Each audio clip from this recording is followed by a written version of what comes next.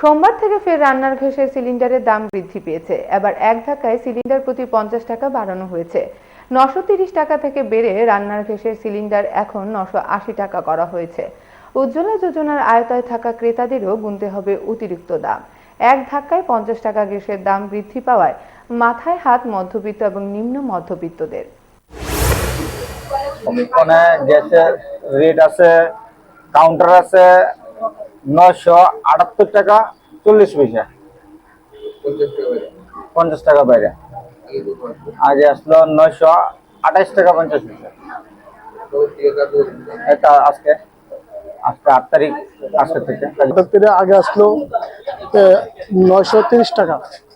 হঠাৎ করে গ্যাসটা আজকে নিতাম, দেখি 50 টাকা বাইরে গেছে। হঠাৎ করে আমরা গরিব মানুষ, কষ্ট হয় না, এই জন্য বলছি আমাদের মুখ্যমন্ত্রী ডক্টর মানিক স্যারের কাছে আমাদের গ্যাস সিলিন্ডার জন্য একটু কম বাজেটের মধ্যে নিতে পারি। তো